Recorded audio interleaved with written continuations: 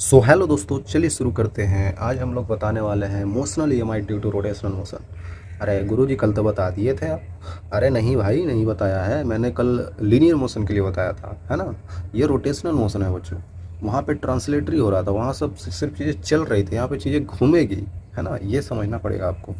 तो घूमने की वजह से हमको देखना है कि मोशनल ईएमआई कितना आएगा, मतलब कि ईएमएफ इंड्यूस कितना आएगा, उसका करंट कितना आएगा, है ना बच्चों। तो ये सब देख लेते हैं। तो छोटी चीज़ है, छोटी सी टॉपिक है, लेकिन हम बताना चाहते हैं आपको, क्योंकि ये चीज़ आपको जानना ज़रूरी है कि motional EMF due to rotational motion. देखिए यहाँ पे अगर चीज़ें रोटेट हो रही है, चीज़ें मतलब क्या, हम रॉड ही लेते हैं हमेशा। रॉड कल क्या हो रहा था, कल एक रॉड लिया था हमने ऐसे, ये रॉड ऐसे भी वेलोसिटी से ऐसे मूव कर रहा था। क्रॉस मैग्नेटिक फील्ड लाइंस थी यहाँ पे, है ना बच्चों। तो हम लोग क्या करते थे, भी क्रॉस भी करते थे। हमको पता चलता था इधर इसका पॉजिटिव टर्मिनल आ जाएगा, इधर इसका नेगेटिव टर्मिनल आ जाएगा, और ये इसका ईएमएफ ई हो जाएगा। इस तरीके से हमने बच्चों किया था। ठीक है सर, चीज़ें तो कुछ कुछ समझ में आ रही है।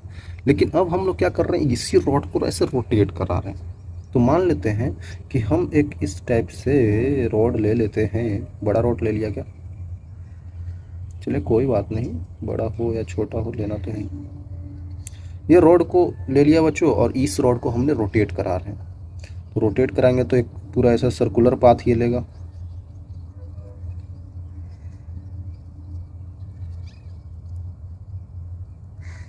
है ना बच्चों। इस टाइप से पूरा ये सर्कुलर पाथ लेगा।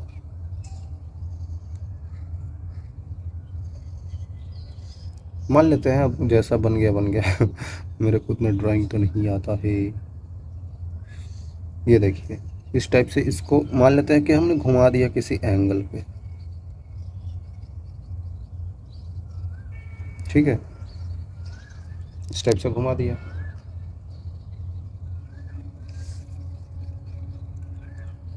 ये इस तरीके से घूम रहा है बच्चों, इस तरीके से ऐसे ओमेगा, इसका जो एंगुलर वेलोसिटी है वो ओमेगा ऐसे है। ठीक है कोई दिक्कत नहीं है। इस रॉड का लेंथ हमको एल दे रखा है, इस रॉड का लेंथ आपको एल दे रखा है बच्चों। ये एक टाइप का कंडक्टिंग रॉड है ना, ये एक टाइप का कंडक्टिंग रॉड है बच्चों। हम देखना चाहते हैं कि इसके वजह से अगर यहाँ पे हमको क्रॉस मैग्नेटिक फील्ड लाइंस दे दी है। बी क्या है, क्रॉस है, मतलब बी यहाँ पे हर जगह पे जो होगा वो अंदर की तरफ जा रहा होगा। हर जगह पे बी का क्रॉस है, मतलब कि मैग्नेटिक फील्ड लाइंस अंदर की तरफ पेनिट्रेट कर रही हैं, अंदर जा रही हैं। तो हम लोग कल देखते थे कि भी क्रॉस भी करते थे तो हमको डायरेक्शन ऑफ पॉजिटिव और नेगेटिव टर्मिनल मिलता था, जिसके कारण हम बता पाते थे कि वहाँ पे ईएमएफ का वैल्यू, जो वहाँ पे पोटेंशियल डिफरेंस क्रिएट हुआ है, किस साइड पॉजिटिव है, किस साइड नेगेटिव है, और किस साइड में डायरेक्शन में करंट फ्लो हो रहा है भी क्रॉस बी से। तो भी, इसका वी वेलोसिटी किधर की तरफ जा रहा है, मतलब मान लेते हैं वी वेलोसिटी इधर ही है, इधर ही है, फिर ये इधर आ जाएगा, इधर है वी वेलोसिटी। सर ये वी वेलोसिटी तो चेंज हो रहा है। अरे हाँ, ये तो वी वेलोसिटी चेंज हो रहा है, मतलब इसको ऐसे भी से यहाँ फेंके तो यहाँ भी कुछ और हो जाएगा भाई। क्योंकि आपने पढ़ा होगा रोटेशनल मोशन में कि भी इक्वल टू आर ओमेगा होता है। हाँ सर पढ़ा, लेकिन यहाँ पे एल है लेंथ, तो भी इक्वल टू एल ओमेगा बोल देते हैं। पढ़ा तो होगा बच्चों, भी इक्वल टू एल ओमेगा होता है ना, आर ओमेगा। तो यहाँ पे आर तो डिस्टेंस, यहाँ पे इस पार्ट में देखें, यहाँ पे वेलोसिटी क्या हो जाएगा भी, यहाँ पे कुछ ये डिस्टेंस और बढ़ा दिए तो यहाँ पे भी डैश हो जाएगा, फिर यहाँ पे और डिस्टेंस बढ़ा दिए तो यहाँ पे भी डबल डैश हो जाएगा। मतलब भी का वैल्यू बदलता रहेगा जैसे जैसे एल बढ़ेगा। मतलब यहाँ पे वेलोसिटी कुछ और है, यहाँ पे वेलोसिटी कुछ और है, यहाँ पे वेलोसिटी कुछ और है, यहाँ पे कुछ और है, और कुछ और मतलब बढ़ता ही जाएगा आगे जाकर, क्योंकि एल का वैल्यू धीरे धीरे बढ़ता जा रहा है बाहर जाते हुए। एल धीरे धीरे बढ़ रहा है, वेलोसिटी भी बढ़ता रहेगा। लेकिन ओमेगा सबका सेम रहेगा बच्चों, एंगुलर वेलोसिटी सबका सेम रहेगा, क्योंकि ये एंगुलर वेलोसिटी है ना जो ओमेगा, उसी से तो ये रोटेट कर रहा है बच्चों। तो उसको वो चेंज होगा ही नहीं। तो आप समझ गए होंगे। तो यहाँ पे एल का वैल्यू चेंज होते हुए वेलोसिटी चेंज हो जाएगा। और हमने कल पढ़ा था अगर वेलोसिटी चेंज हुआ तो भाई कैसे बता पाएंगे ये में, हमने तो देखा था कल लीनियर मोशन हो रहा था, भी वेलोसिटी से ऐसे जा रहा था, भी थोड़ी चेंज हो रहा था, भी चेंज नहीं हो रहा था।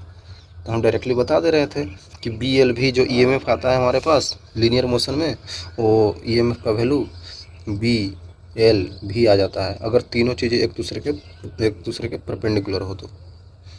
हाँ सर याद तो आ रहा है, लेकिन यहाँ पे तो नहीं होगा सर, क्योंकि वेलोसिटी ही चेंज हो रहा है। अब क्या करें?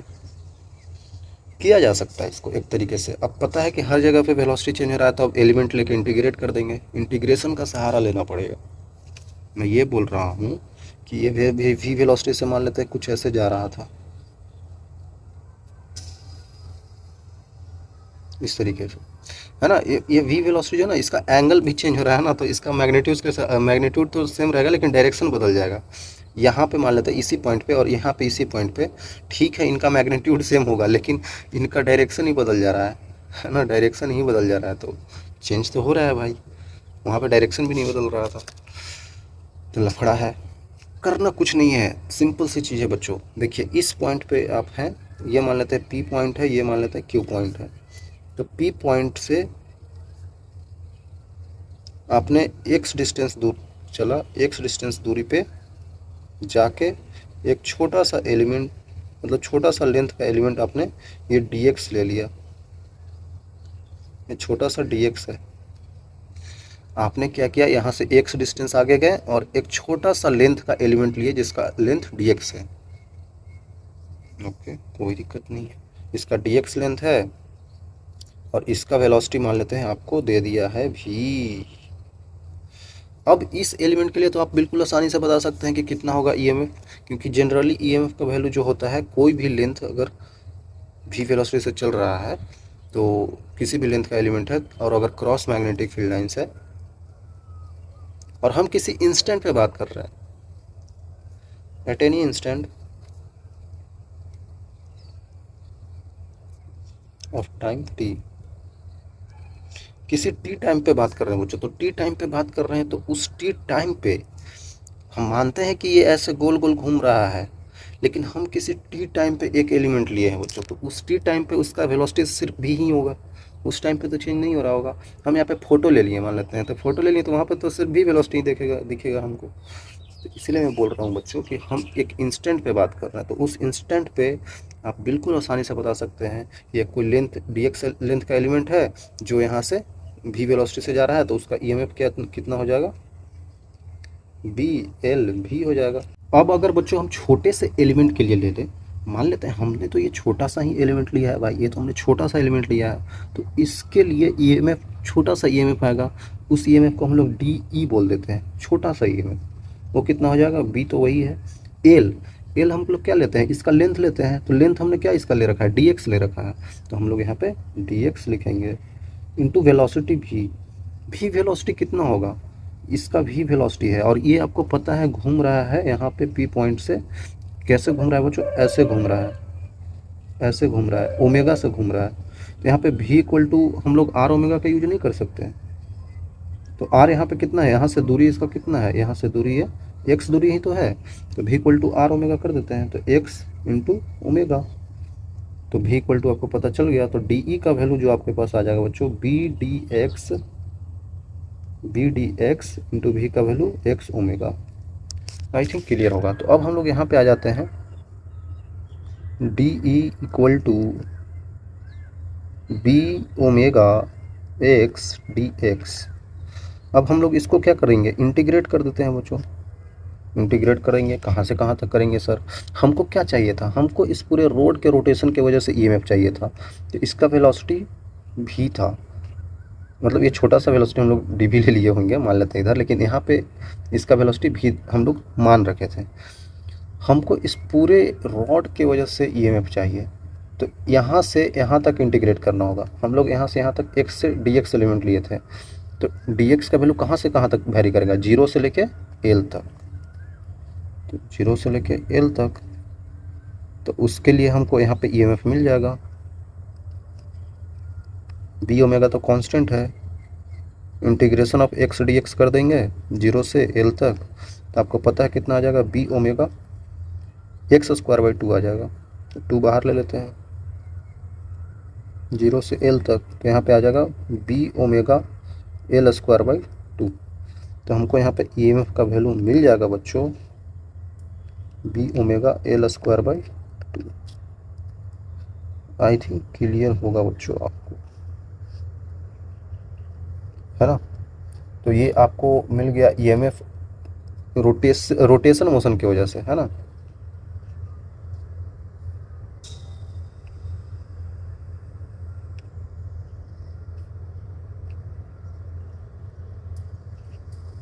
रोटेशन ऑफ रॉड, ठीक है।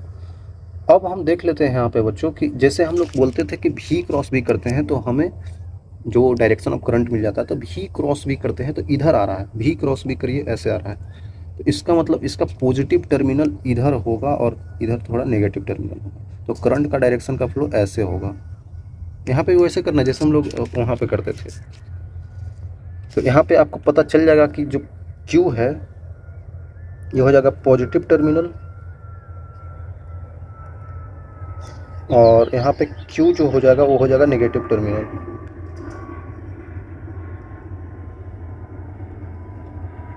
बिल्कुल इसी तरीके से बता सकते हैं, ठीक है भाई। अब ये चीज़ हमने बता दिया, तो इसको एक और तरीके से भी लिखा जा सकता है। इसको और तरीके से नहीं लिख सकते क्योंकि आपको पता है होगा कि जो यहाँ पे ओमेगा होता है और 2 पाई इंटू फ्रिक्वेंसी होता है, तो उसी का यूज कर देते हैं यहाँ पे। तो बी ईएमएफ का वैल्यू कितना हो जाएगा बच्चों, बी ओमेगा का value 2 pi into frequency into L square divided by 2। तो ये चीज़ आ जाएगा हमारे पास, ईएमएफ आ जाएगा हमारे पास, ठीक है भाई। बिल्कुल इसी तरीके से ला दिया। और आपको पता होगा कि जो क्या बोलते हैं इसको, फ्रीक्वेंसी होता है 1 अपॉन टाइम पीरियड के बराबर होता है। फिर टाइम पीरियड के फॉर्म में भी बदल दीजिए, कैसे भी कर सकते हैं। 2 पाई omega L square divided by 2t, ऐसे भी कर सकते हैं, ऐसे भी कर सकते हैं, आपकी मर्जी आप जैसे कीजिए। मैं बस यही बताना चाहता था बच्चों कि इसका ईएमएफ आता है B omega L square by 2। चलिए आगे चल देते हैं। देखिए अब साइकिल व्हील को अगर हम नचा दें, साइकिल का व्हील देखे होंगे आप, उसमें स्पोक्स लगे होते हैं, तो स्पोक्स काम करेंगे यहाँ पे कंडक्टिंग रॉड के फॉर्म में, ठीक है। ये जो रॉड लगे होते हैं, अब बना के दिखा देता हूँ मैं, ये इस टाइप के होते हैं ना बच्चों।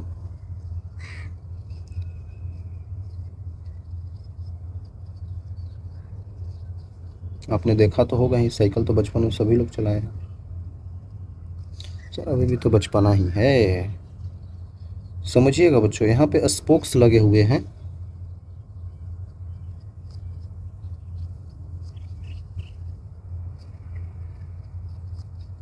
बहुत सारे स्पोक्स इस पे लगे होते हैं,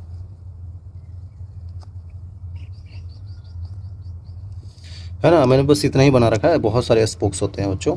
और ये व्हील जो होता है साइकिल का व्हील, वो चलता रहता है। तो आपको इस समझना है कि ये जो रॉड्स होंगे ना, ये छोटे छोटे, ये कंडक्टिंग रॉड की तरह काम करेंगे। छोटे छोटे स्पोक्स जो होते हैं, बहुत सारे स्पोक्स होते हैं, वो सारे कंडक्टिंग रॉड की तरह काम करेंगे। ये हम हॉरिजेंटल सरफेस पे मान लिया, ऐसे रखा हुआ है, ऐसे ज़मीन पे रखा हुआ, चल नहीं रहा है साइकिल का व्हील, ऐसे वर्टिकल नहीं चल रहा है, ऐसे रखा हुआ है। तो ये अगर मैग्नेटिक फील्ड लाइंस क्रॉस दे रखी है, यहाँ पे अंदर की तरफ मैग्नेटिक फील्ड लाइंस जा रही है, तो आप लोग बता सकते हैं मल्टीपल व्हील है, मल्टीपल स्पोक्स है, सॉरी व्हील नहीं बोलना चाहिए। तो यहाँ पे ईएमएफ टोटल कितना होगा, EMF of this cycle wheel, इस साइकिल व्हील का आखिरकार ईएमएफ कितना होगा बच्चों, ये बताना। अगर मान लेते हैं कि ये इस तरीके से मूव कर रहा है भाई, ओमेगा से इस तरीके से ऐसे गोल गोल, तो अभी बताया हम आपने को, ऐसे भी वेलोसिटी तो इधर की डायरेक्शन में भी क्रॉस भी करेंगे, इधर पॉजिटिव आता है, तो ये पॉइंट को हम लोग ओ मान लेते हैं। ये ओ पॉइंट जो है, ये ओ पॉइंट ये पॉजिटिव टर्मिनल की काम करेगा, पॉजिटिव टर्मिनल की तरह काम करेगा। और इसका इधर वाला पार्ट ये सब नेगेटिव टर्मिनल की तरह काम करेगा। और सारे आइडेंटिकल स्पोक्स होते हैं, तो ये भी तो रिंग जो होता है, रिंग है ना, ये रिंग टाइप का, ये भी तो कंडक्टिंग होता है। इसका मतलब यहाँ पे जो पोटेंशियल होगा वही पोटेंशियल यहाँ पे, वही पोटेंशियल यहाँ पे। इसका मतलब ये बाहर वाले पॉइंट का हर एक पॉइंट का पोटेंशियल सेम होगा, और इधर वाला ये पोटेंशियल अलग होगा, लेकिन ये पॉजिटिव पोटेंशियल की तरह काम करेगा, ये नेगेटिव टर्मिनल की तरह काम करेगा। इसका मतलब आपको समझ में आ गया बच्चों, इस टाइप से देखिए, इस टाइप से हो जाएगा ये। तो कॉपी कर लेता हूँ, आई थिंक आपको समझ में आ गया होगा क्योंकि इजी है। इसको हटा देता हूँ।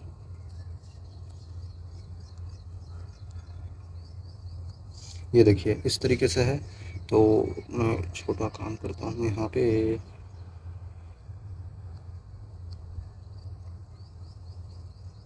पॉजिटिव और नेगेटिव टर्मिनल दिखाने के लिए मैं ऐसा कर रहा हूँ बच्चों। ये देखिए इधर पॉजिटिव टर्मिनल, इधर नेगेटिव टर्मिनल, इधर पॉजिटिव टर्मिनल, इधर नेगेटिव टर्मिनल, पॉजिटिव ये नेगेटिव, ये पॉजिटिव ये नेगेटिव, ये पॉजिटिव ये नेगेटिव, पॉजिटिव या नेगेटिव।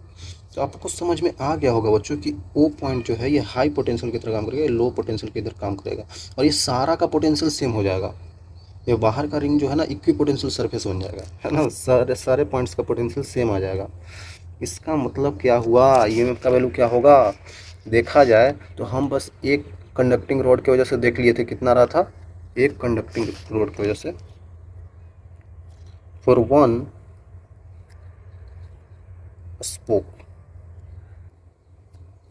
ऑफ व्हील, एक स्पोक ऑफ व्हील के लिए हम लोग ईएमएफ अगर बताना चाहें तो बता सकते हैं B omega L square by 2 आ जाएगा। हाँ सर। अब यहाँ पे देखा जाए तो एन नंबर ऑफ स्पोक्स है, यहाँ पे दे रखा है आपको, there are N number of spokes in the wheel. Wheel में एन नंबर ऑफ स्पोक्स है, मतलब एक का ईएमएफ अगर इतना है तो एन नंबर ऑफ स्पोक्स का ईएमएफ क्या हो जाएगा,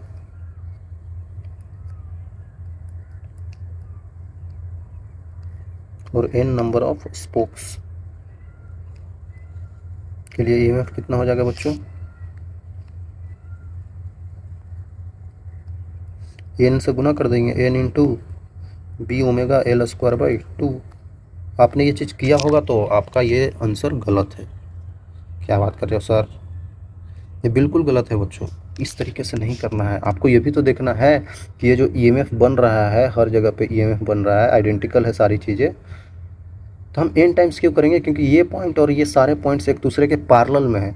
ओ से मान लेते हैं ये पी है, ये भी पी है, ये भी पी है, ओ से पी हर जगह पे कनेक्टेड है। मतलब अगर ये ओ पॉइंट ले ले, ये पी पॉइंट पे ले ले, तो यहाँ पे ऐसे एक आ जाएगा ईएमएफ, एक आ जाएगा ओ से पी ऐसे आ जाएगा, एक आ जाएगा ओ से पी ऐसे आ जाएगा, एक आ जाएगा ओ से पी ऐसे आ जाएगा। मतलब हर एक ईएमएफ का वैल्यू पैरेलली कनेक्टेड है। तो पैरेलल कनेक्शन ऑफ ईएमएफ आपने पढ़ा है, parallel connection of batteries, parallel connection of cells भी बोलते हैं इसको। तो उसमें क्या होता था, अगर आइडेंटिकल ईएमएफ के सेल्स लगे होते हैं, एन टाइम्स भी लगे होते हैं, तो उसका ईएमएफ नेट ईएमएफ जो होता है वो उतना ही होता है, ई के बराबर ही, जो इंडिविजुअल का होता है। अब ये चीज़ मैंने करके दिखाया है बच्चों, करंट इलेक्ट्रिसिटी में अच्छे से करके दिखाया, पूरा लेक्चर ही इसी पे था। वो बहुत ज़्यादा कैलकुलेशन नहीं होता है उसमें, मतलब कि आप निकाल सकते हैं, हम आपको बता देंगे। जैसे ई इक्विवेलेंट अपन R equivalent equal to E1/R1 plus E2/R2 plus E3/R3 करके आप निकाल सकते हैं पैरेलल कनेक्शन में, और वो ई के बराबर ही आता है। आई थिंक आप समझ रहे होंगे। तो ये नहीं होगा, EMF of the N spokes का भी EMF B omega L square by 2 ही होगा। तो ये सही है, एन से मल्टीप्लाई करने की ज़रूरत ही नहीं है बच्चों, है ना, क्योंकि एन से क्यों करेंगे भाई, हम थोड़ी उसमें जोड़ रहे हैं सबको इंडिविजुअल, नहीं, हम यहाँ पे पैरेलल कनेक्शन देख रहे हैं ना, पैरेलल कनेक्शन है,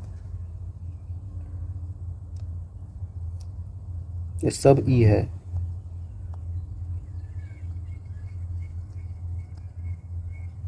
all EMFs are parallel connection. तो पैरेलल कनेक्शन में ई नेट का वैल्यू कितना हो जाएगा, ई के बराबर ही हो जाएगा। आई थिंक क्लियर होगा बच्चों।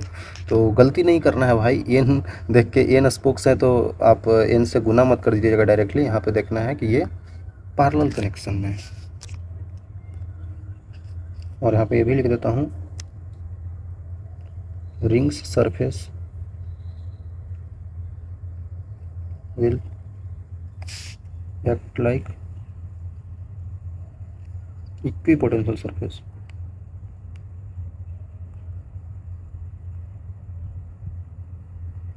है ना, इक्वी पोटेंशियल सरफेस की तरह काम करेगा बच्चों। तो इस साइकिल बिल के बारे में मैंने बता दिया, इस तरीके से चेंज होता है। अब हम लोग देख लेते हैं फराडे का कॉपर डिस्क जनरेटर। अरे ये भी वैसे ही काम करेगा। मान लेते हैं कि अगर हमारे पास कॉपर डिस्क जनरेटर भी है तो क्या दिक्कत है, ये कॉपर डिस्क जनरेटर है, डिस्क है, मान लेते हैं बच्चों ये क्या है, डिस्क है, और इसमें मैग्नेटिक फील्ड लाइंस ऐसे इस तरीके से पास हो रही है।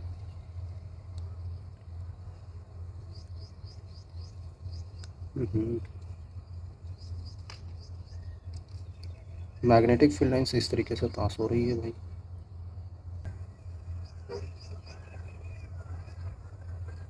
इस तरीके से मान लेता हूँ बच्चों, यहाँ पे सेंटर इसका ऐसे हो और ये इस तरीके से रोटेट हो रहा हो,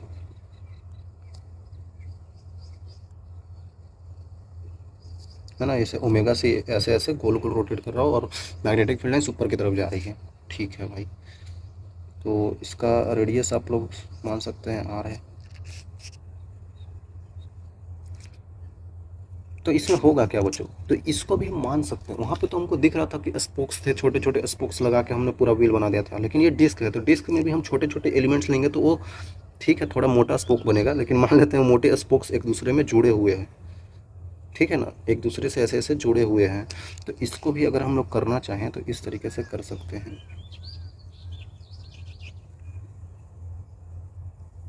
इसको भी चाहें तो हम लोग ऐसे कर सकते हैं बच्चों, ये देखिए, ठीक है। मान लेते हैं कि इसमें स्पोक्स की तरह ही काम कर रहा होगा सारी चीज़ें, तो स्पोक्स की तरह काम कर रहा है तो मान लेते हैं ऐसा, मान लेते हैं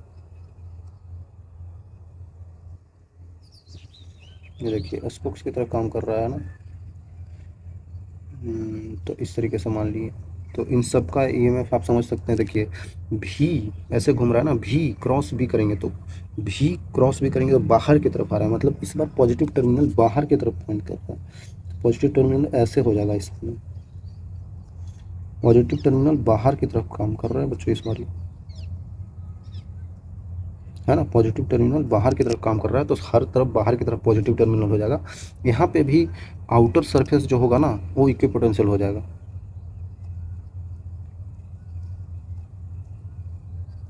outer surface of disc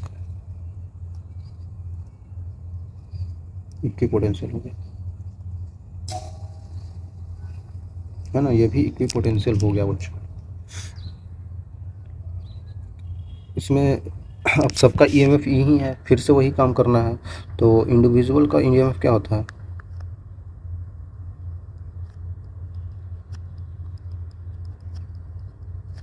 individual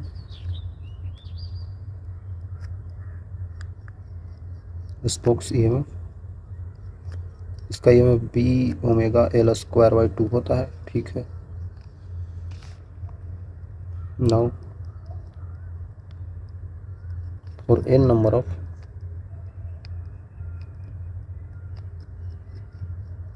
identical spokes,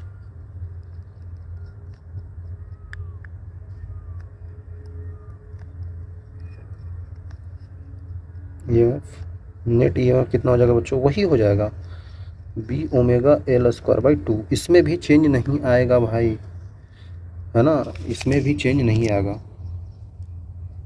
भले ही ये डिस्क है लेकिन हम मान रहे हैं ऐसा कि ये ऐसा इस टाइप का इंडिविजुअल बन गया है, सब ऐसे ऐसे एन टाइम्स है, N number of identical small spokes, है ना बच्चों, ये N number of identical spokes बन जाएगा। बिल्कुल इजी तरीके से आप समझ सकते हैं। तो इसमें भी वही है, कुछ इसमें ज़्यादा खास है नहीं, पीछे वाला चीज़ ही था। तो ये सेमी सर्कुलर अगर हम कंडक्टिंग लूप ले लें तो इसमें कैसे चेंज होगा, तो ये भी आसान है बच्चों। ये तो आप आसानी से समझ जाइएगा। इस टाइप से मान लेते हैं सेमी सर्कुलर है, ठीक है, और ये बोल रहा है आपको यहाँ पे ऐसा सिचुएशन इस टाइप का दे रखा है कि यहाँ पे क्रॉस मैग्नेटिक फील्ड लाइन्स है इस रीजन में। अभी तक इधर ये सेमी सर्कुलर कंडक्टिंग लूप आया नहीं है, इस मैग्नेटिक फील्ड के रीजन में अभी आया नहीं है, लेकिन अब कुछ टाइम बाद बीता, कुछ समय बीता, कुछ टी टाइम पे ये आ गया। तो आ गया तो कैसे हो जाएगा बच्चों, यहाँ पे देखिए इस टाइप से बना दिया मैंने, ठीक है कोई दिक्कत नहीं है, लेकिन दिक्कत है अभी इसको घुमाना है। देखिए घुमाते हैं इसको भी, देखिए ये इसका पॉइंट कितना है, ये पॉइंट इसका ओ पॉइंट है,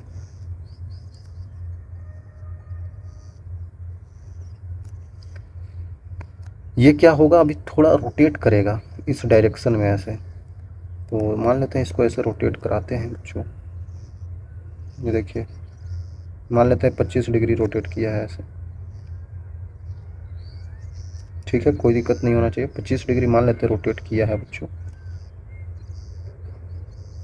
इस तरीके से।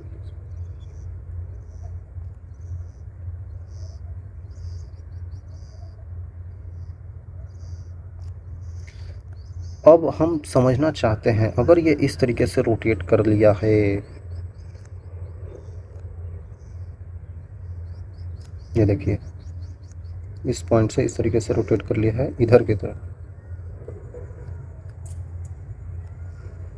है ना, इसका रोटेशन इधर की तरफ हुआ है बच्चों।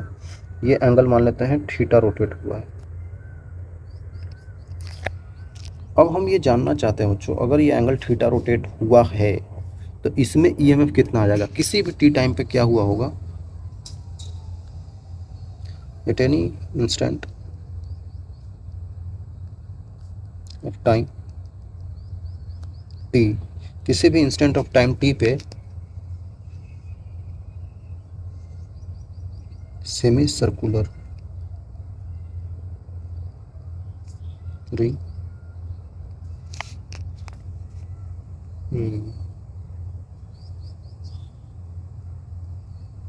Rotate by angle theta, rotate by angle theta, theta angle से ऐसे करके रोटेट हो गया है। तो जब ये रोटेट हुआ है बच्चों, जब ये रोटेट हुआ है तो उस टाइम पे ये इस टाइप से आप समझ सकते हैं, उस टाइम पे आप समझ सकते हैं ऐसा ही तो है कुछ, ये ऐसे परपेंडिकुलर था और ये ऐसा था, हाँ सर कुछ इस टाइप से है, और ये एंगल थीटा था, और ये मान लेते हैं कि आर है इसका, ये क्या बोलते हैं रेडियस इसका आर है। तो हम ये जानते हैं बच्चों कि अगर हम इसका कितना एरिया इसके अंदर आया है, इसके अंदर कितना एरिया आया है वो हम निकालना चाहते हैं, क्योंकि अगर हम एरिया निकालेंगे तो फ्लक्स आ जाएगा, flux equal to B dot है, उसके बाद फ्लक्स के बाद हम लोग इसका निकाल सकते हैं ईएमएफ कितना इंड्यूस हुआ होगा। तो हम लोग यहाँ पे निकालना चाहते हैं एरिया, एरिया कितना हो जाएगा बच्चों, ये बिल्कुल छोटा सा स्मॉल है ना, छोटा एरिया है, छोटा सा यहाँ पे एंगल थीटा मूव किया है, तो उसके कारण एरिया कितना हो जाएगा, एक ट्रायंगल की तरह ट्रीट होगा ये, तो half into base into height, base का वैल्यू कितना हो जाएगा बच्चों, ये वाला कितना हो जाएगा, आर थीटा हो जाएगा, इसका कितना होता है दूरी आर थीटा होता है, R theta base into height, height क्या हो जाएगा बच्चों, आर हो जाएगा। तो अगर हम छोटा सा एरिया के डी ए की बात करते हैं, ये तो मैंने ऐसे ही जनरल बता दिया, छोटा सा एरिया कितना हो जाएगा हाफ बेस, वो जो कि क्या है आर इंटू डी थीटा, छोटा सा एंगल डी थीटा है इंटू आर, तो ये छोटा सा एरिया आ गया। नाउ अब हम देख लेते हैं क्या बच्चों, अब हम देख लेते हैं फ्लक्स कितना हुआ है, फ्लक्स चेंज कितना हुआ है, change in flux B five, तो फ्लक्स हुआ कितना है बच्चों, flux equal to five equal to B dot A होता है, ठीक है भाई। तो बी डॉट, अगर हम लोग छोटी सी फ्लक्स की बात करें डी फाइव के, तो डी फाइव का वैल्यू कितना आ जाएगा बी डॉट डी ए, ठीक है, तो B dot D A, D A का वैल्यू कितना है half of R D theta into R, sir dot था तो कॉस का कुछ एंगल आना चाहिए बच्चों। देखिए आप बी और एरिया वेक्टर के बीच का एंगल कितना है, बी अंदर की तरफ जा रहा है, इसका भी एरिया वेक्टर लेंगे तो अंदर की तरफ, तो दोनों के बीच में एंगल हमारा को 0 मिल जाएगा, cos 0 1 होता है। तो इतना आ गया चेंज इन फ्लक्स, भाई देख भी सकते हैं आप, इनिशियली ऐसा था तो कोई भी फ्लक्स नहीं आया था, फाइनली ऐसा हो गया, तो फाइनल में कुछ इतना ही तो फ्लक्स इंड्यूस हुआ है इसमें, क्योंकि इतना ही एरिया किसी टी टाइम पे अंदर आया है, मैग्नेटिक फील्ड के अंदर आया है। ये इनिशियल है, इनिशियल सिचुएशन ऐसा है एट एनी टाइम टी, किसी टी टाइम पे ये सिचुएशन है, ठीक है। तो अब इसके बाद हम लोग आ जाते हैं ऊपर बच्चों, क्या हम बताने वाले हैं, अब हम लोग बताने हैं ईएमएफ। ईएमएफ इक्वल टू होता है negative of D phi upon D T होता है भाई, ये तो पढ़े होंगे आप लोग बच्चों। अगर सिर्फ हम लोग मैग्नीट्यूड की बात करें तो वैसे भी कर सकते हैं, तो चलिए कर लेते हैं। यहाँ पे कितना आ जाएगा बच्चों,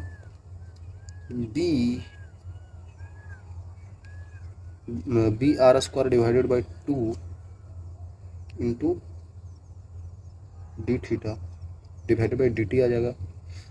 D theta by D t मतलब ये एंगुलर डिस्प्लेसमेंट होता है, यहाँ पे थीटा जो होता है ना एंगुलर डिस्प्लेसमेंट बताता है, तो D theta by D T हो जाएगा एंगुलर वेलोसिटी। तो हम लोग लिख सकते हैं यहाँ पे ईएमएफ का वैल्यू, मॉड ईएमएफ ले लेते हैं। अब आपको जैसे ही बताना हो, जैसे क्वेश्चन में पूछ रहा होगा आप बता सकते हैं। मॉड ईएमएफ कितना हो जाएगा,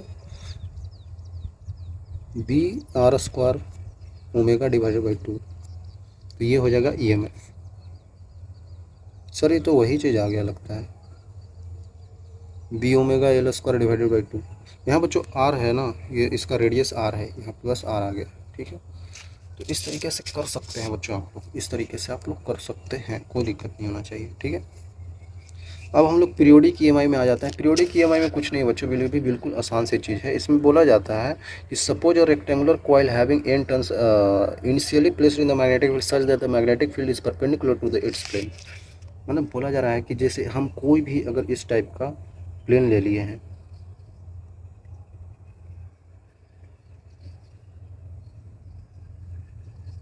कोई भी हम लोग इस टाइप का प्लेन ले लिए हैं और आपको बोला जा रहा है कि ये जो प्लेन है इस तरीके से, इसका सरफेस है जो कि परपेंडिकुलर है टू द मैग्नेटिक फील्ड। ये कुछ हम लोग मैग्नेटिक फील्ड ले लिए हैं जो इस डायरेक्शन में पॉइंट हो रहा है, और इसका एरिया वेक्टर भी, इस सरफेस का एरिया वेक्टर भी इसी डायरेक्शन में है। सर ऐसे कैसे, आपने तो बोला परपेंडिकुलर है बच्चों, सरफेस परपेंडिकुलर है, तो ये सरफेस तो इस तरीके से इधर ही इसी के डायरेक्शन में है, तो वो तो परपेंडिकुलर है ना। अरे भाई उसका सरफेस तो मैग्नेटिक फील्ड के परपेंडिकुलर है, लेकिन सरफेस का एरिया वेक्टर जो होता है उसके परपेंडिकुलर होता है, तो ये इस डायरेक्शन में आ जाएगा और मैग्नेटिक फील्ड भी इसी डायरेक्शन में है। तो एरिया वेक्टर और ये दोनों पैरेलल दिख रहे हैं, लेकिन हम लोग इसकी बात कर रहे हैं, देखिए किधर गया, इट्स प्लेन है ना, परपेंडिकुलर टू इट्स प्लेन, मतलब इस प्लेन की बात कर रहा है, एरिया वेक्टर की बात नहीं कर रहा है, ठीक है। तो हम बोल रहे हैं कि ये n टर्न्स है, जैसे है ना, ये एक नहीं, एक कॉइल नहीं है, ऐसे मल्टीपल कॉइल्स हैं इस तरीके से रखे, ऐसे मल्टीपल है बच्चों, मल्टीपल कॉइल्स रखे हुए हैं, है ना, n नंबर ऑफ कॉइल्स हैं, है ना, n नंबर ऑफ टर्न्स है। तो अगर टर्न्स है तो इसका कुछ ना कुछ रेजिस्टेंस भी होगा, हो सकता है ना बच्चों, इसका कुछ ना कुछ रेजिस्टेंस भी होगा, क्योंकि हमें ईएमएफ अगर निकालना है तो हमने अभी देखा, अगर ये कॉइल ऐसे रोटेट हो रहा हो, मान लेते हैं बच्चों इस तरीके से, ये कॉइल ऐसे दे रखा है, ये कॉइल ऐसे अपने एक्सिस पे रोटेट कर रहा है ओमेगा से, एक सेकेंड यार अच्छा से बन के नहीं, हाँ ऐसे ऐसे बच्चों ओमेगा से अपने एक्सिस पे रोटेट कर रहा है, ठीक है, अपने एक्सिस पे ऐसे ऐसे रोटेट कर रहा है भाई, ठीक है, कोई दिक्कत नहीं है। अब ये रेक्टेंगुलर ऐसा कॉइल है, तो इसको हम लोग कुछ ना कुछ इसका रेजिस्टेंस तो हमें लेना पड़ेगा बच्चों, है ना, कुछ ना कुछ रेजिस्टेंस हमें लेना पड़ेगा। मान लेते हैं कि ये इस टाइप से है, इस टाइप से है, और ये नीचे आता है इस तरीके से, कुछ ना कुछ इसका रेजिस्टेंस है बच्चों, है ना, कुछ ना कुछ इसका रेजिस्टेंस आर है। तो हम यहाँ पे लिखना चाहते हैं आर जो है यह है रेजिस्टेंस ऑफ कॉइल, है ना, ये रेजिस्टेंस ऑफ कॉइल है, और ऐसे number of turns in turns हैं, तो हर एक का रेजिस्टेंस आर लेना होगा हमें, है ना, ये हम इंडिविजुअली लेकर चल रहे हैं। तो अगर आपको ईएमएफ बताना हो बच्चों, ईएमएफ बताना हो, तो हम लोग कितना होगा हम बता सकते हैं। कैसे बता सकते हैं सर? इस तरीके से बता सकते हैं कि इसका फ्लक्स चेंज हो रहा है, बार बार ये घूम रहा होगा ना, तो इसके कारण इसका फ्लक्स चेंज हो रहा होगा, है ना। एरिया और मैग्नेटिक फील्ड के बीच में कुछ ना कुछ एंगल बन रहा होगा।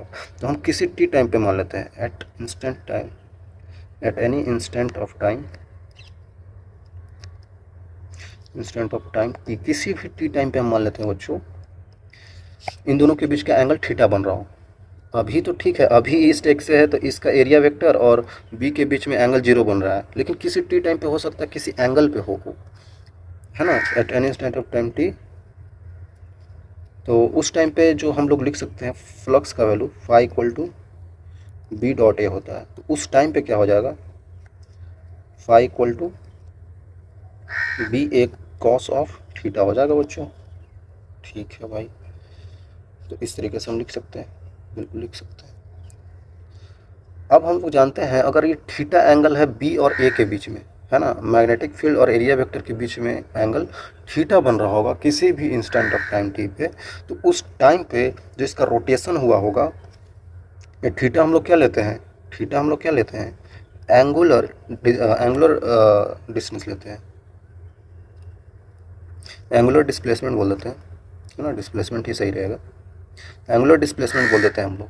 तो और थीटा का जो वैल्यू होता है ना बच्चों, वो होता है, क्या होता है वो होता है, क्या होता है, थीटा का जो वैल्यू होता है ओमेगा इंटू टी होता है। आपने पढ़ा भी होगा ना कि angular displacement equal to angular velocity into time, वही चीज़ तो मैंने लिखा है।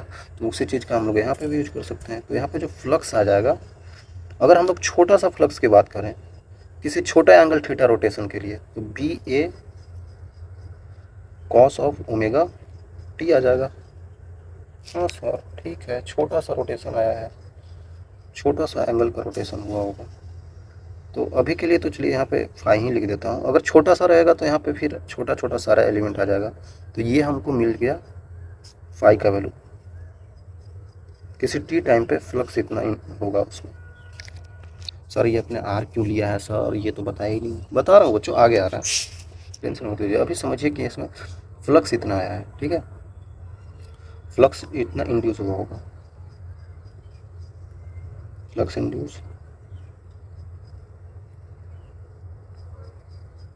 on coil at any time P, किसी टी समय पे। तो ये तो एक कॉइल में है ना, in one coil, in one coil, ये एक कॉइल में बच्चों। तो अगर इसी को हम लोग देख लें, phi equal to N number of turns है उसमें, तो बी एन से गुना करना पड़ेगा, N B A cos of omega into T.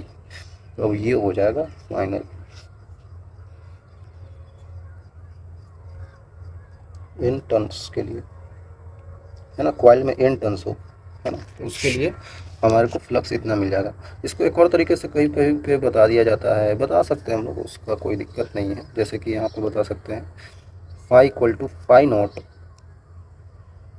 Cos omega P, इस तरीके से बता सकते हैं।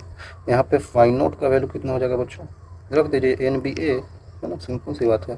तो इस तरीके से क्यों लिखा मैंने, क्योंकि ये पीरियोडिक नेचर शो करता है ना, ये पीरियोडिक नेचर शो करता है, periodic in nature. Periodic in nature का मतलब क्या हुआ, जिस तरीके से आप लोग एसएचएम वगैरह में पढ़ते थे ना बच्चों, पीरियोडिक मोशन वो होता है जिसमें कि एक फिक्स टाइम इंटरवल के बाद वो अपने आप को रिपीट करता है एक ही पोजीशन में, है ना। जैसे इस पोजीशन में था तो एक फिक्स इंटरवल टाइम के बाद इस पोजीशन में आएगा, तो उस अपने आप को क्या किया, एक टाइम के बाद रिपीट किया। तो वही बोला जाता है पीरियोडिक इन नेचर होता है, क्योंकि कॉस का फंक्शन है ना, तो कॉस का फंक्शन कैसे जाता है बच्चों, अगर आपने मैथ्स पढ़ा होगा तो वो इस टाइप से जाता है, इस टाइप से ऐसे ऐसे ऐसे ऐसे जाता है। तो एक टाइम के बाद उतना ही पॉजिटिव उतना ही नेगेटिव में आता है, तो खुद को रिपीट करता है। 2 पाई एंगल के बाद वही एंगल आ जाता है, तो खुद को रिपीट ही तो कर रहा है। Sign omega T cos omega T एक दूसरे को रिपीट करते हैं, लेकिन 10 में आ जाएगा तो 10 ओमेगा टी एक दूसरे को रिपीट नहीं करता है, वो तो डिसकंटिन्यूस फंक्शन हो जाता है, वो कंटिन्यूस होता ही नहीं है।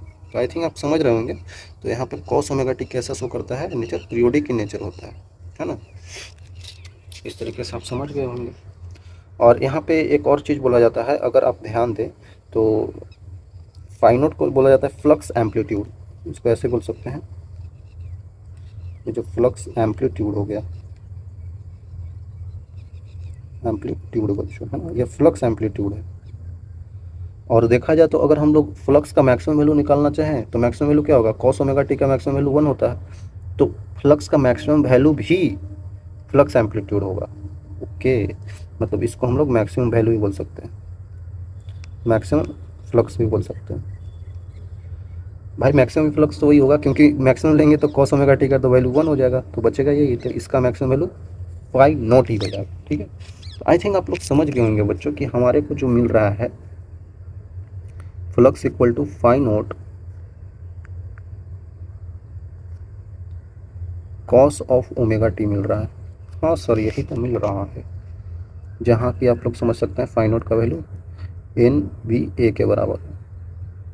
अब हम लोग फ्लक्स में निकाल लिए तो हम लोग को पता होगा कि ईएमएफ का वैल्यू क्या होता है, यहाँ पर लिख देता हूँ। ईएमएफ का वैल्यू क्या होता है बच्चों, EMF equal to D phi upon D T होता है, जो कि निगेटिव का होता है। तो निगेटिव का D phi upon D T करना है, मतलब कि N B A cos omega T divided by D T कितना हो जाएगा, निगेटिव ऑफ एन बी ए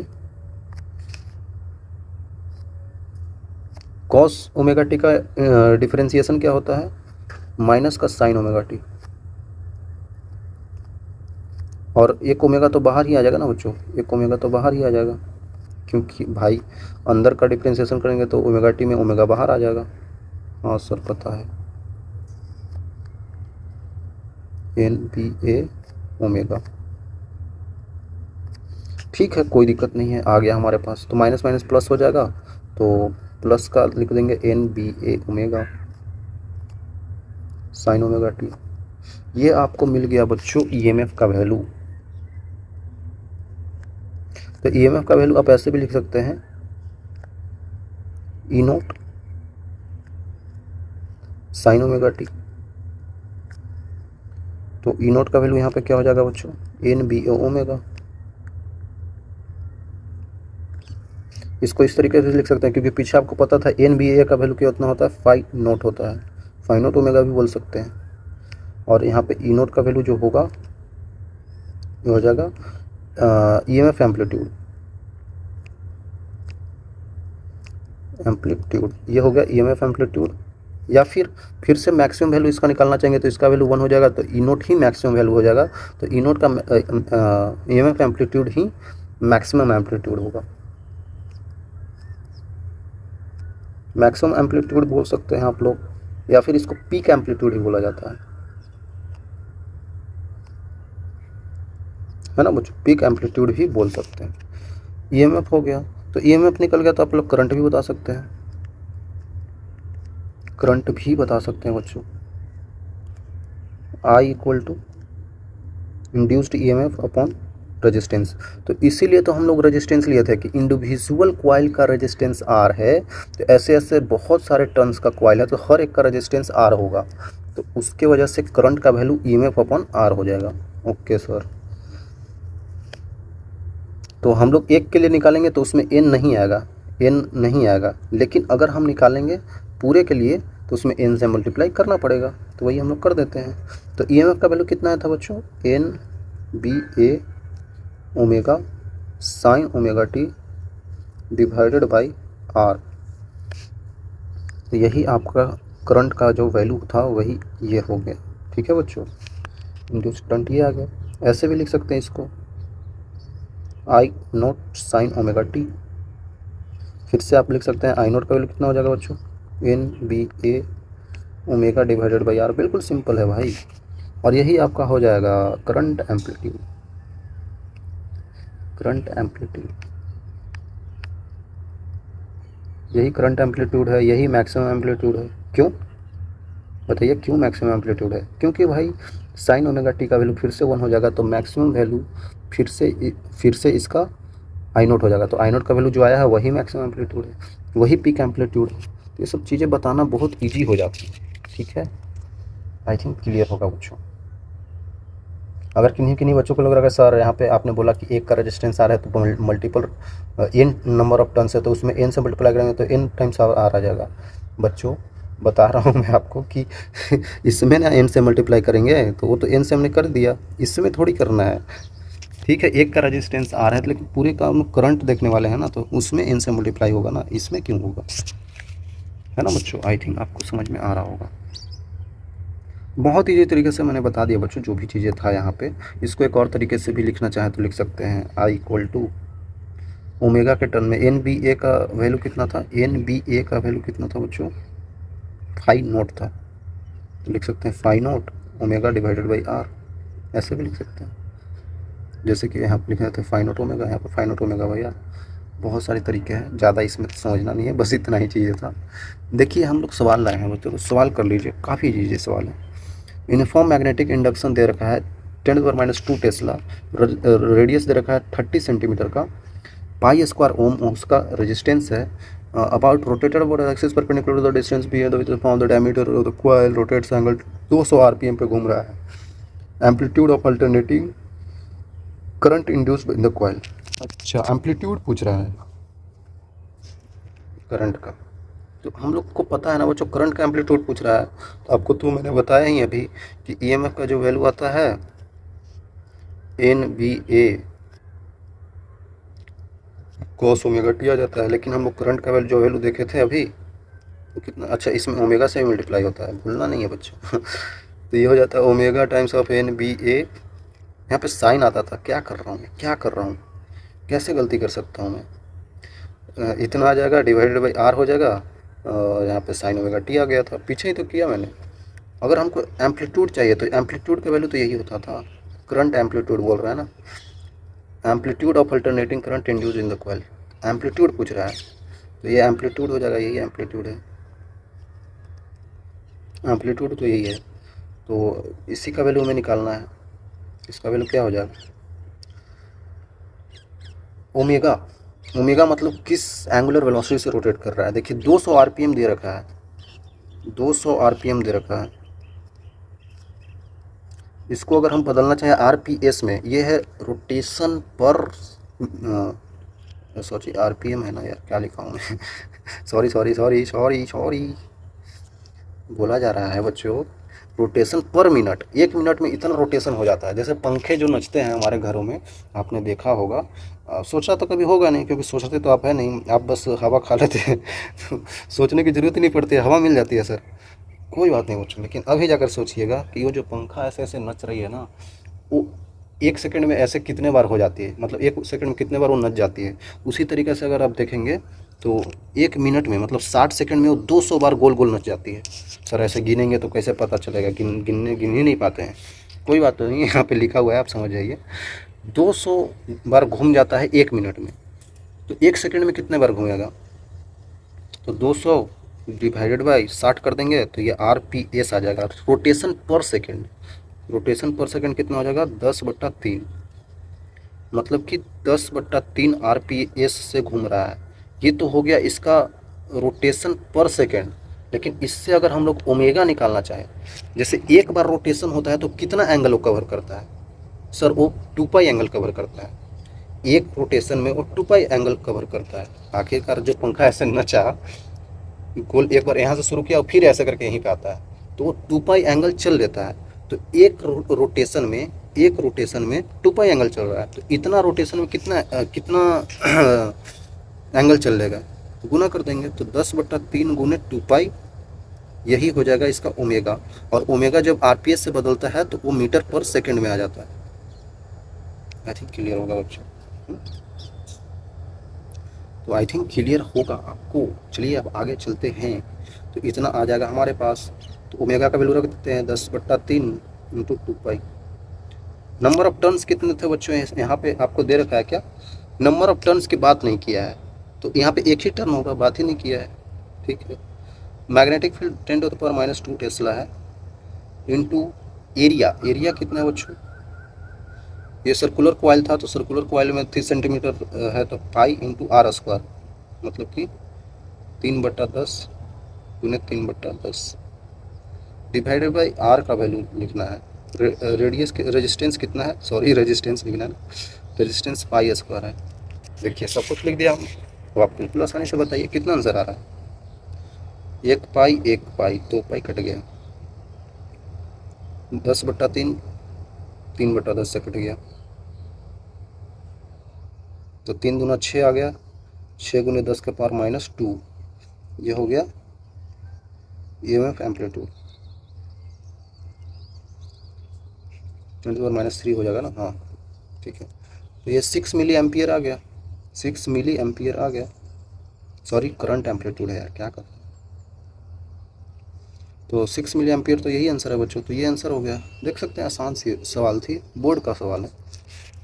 मैं तो बताने में टाइम लगा रहा हूँ, आप तो जल्दी से कर सकते हैं। इसमें बताया क्या जा रहा है, इसमें बोला जा रहा है आपको वेरियस स्मॉल सर्कुलर लूप है, एरिया या रेजिस्टेंस आ रहा है, negligible inductance is initially coplanar and concentric, much bigger, it's a fixed loop of radius x, a constant current I pass through the bigger loop, and the smaller rotated, a smaller loop जो है rotated with a constant angular velocity omega से rotate कर रहा है about diameter, इस diameter के about induced current in a smaller loop as a function of time। अच्छा अच्छा अच्छा, ये बच्चों इस तरीके से रोटेट कर रहा है पूरे डायमीटर के अलावा, है ना, तो डायमेट्रिकली ऐसे ऐसे रोटेट कर रहा है, उसके कारण इसमें बताना है कि कितना EMF इंड्यूस्ड आएगा। EMF ही पूछ रहा है ना, क्या पूछ रहा है, करंट, सॉरी करंट कितना आएगा छोटे लूप में, स्मॉलर लूप में करंट कितना आएगा। तो I इक्वल टू हम लोग बता सकते हैं NBA omega divided by R into sine of omega T. तो हमको तो बस क्या पूछ रहा है, induced current in the smaller loop as a function of time, ठीक है।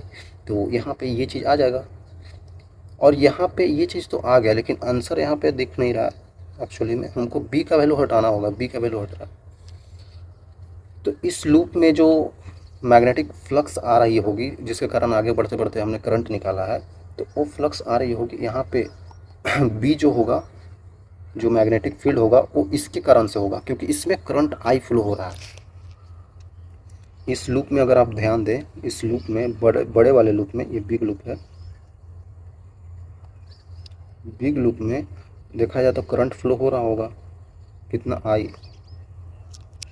करंट फ्लो आई ही हो रहा है ना, हाँ।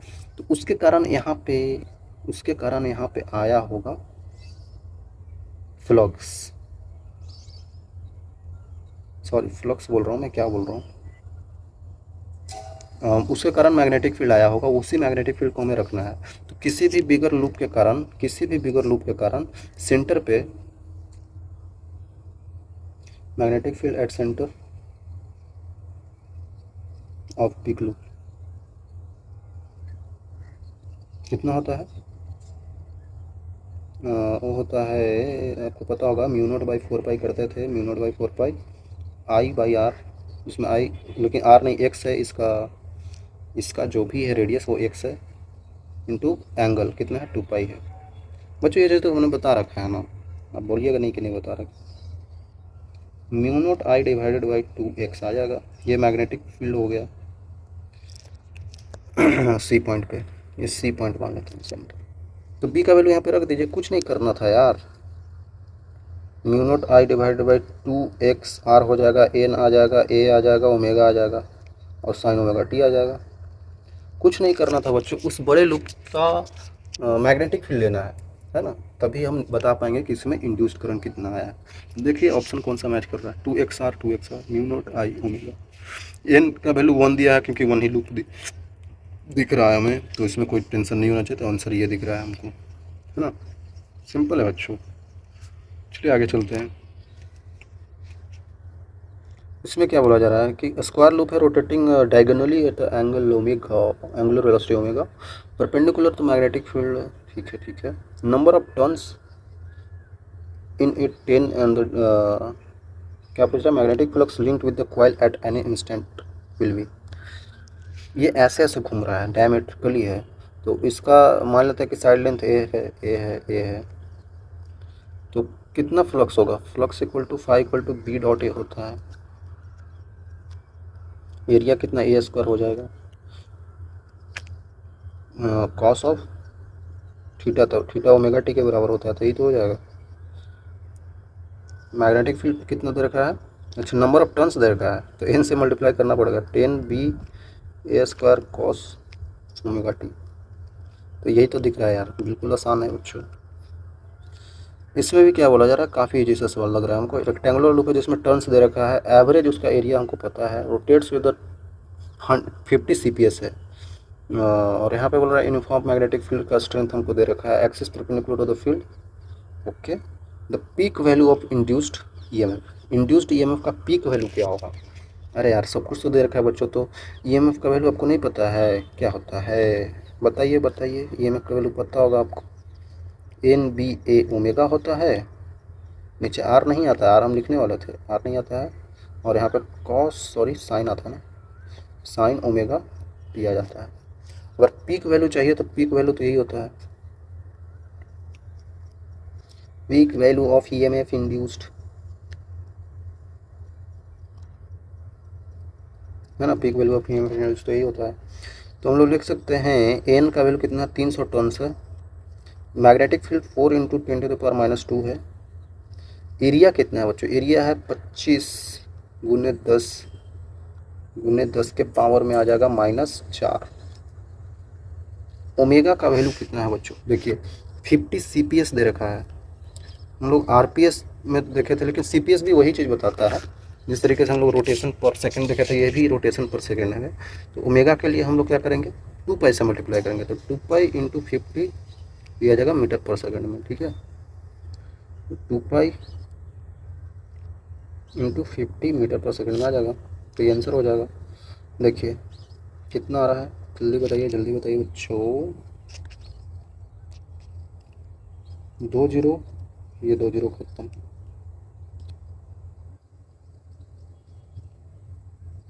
ये 2 0 2 0, तो यहाँ पे नीचे आ जाएगा 100, इसके कारण कटने के कारण 25 चौका 100, ये भी कट गया, खत्म। 2π आ रहा है ना, 2π × 5 आ रहा है, सॉरी × 3 आ रहा है क्या कर रहा हूँ मैं, ठीक है, बचते 15 दूना 30, 30π आ रहा है बच्चों, 30π आंसर हो जाएगा। यही है, सिंपल सी बात है बच्चों, कितना इजी सा सवाल दे रखा है। तो चीज़ों को आप करना सीखिए, धीरे धीरे सीख जाइएगा, आसान ही सवाल आते हैं, ज़्यादा कुछ है नहीं सवालों में। तो यहाँ तक आने के लिए बच्चों I will say you thank you and will meet in the next session, till now okay and bye.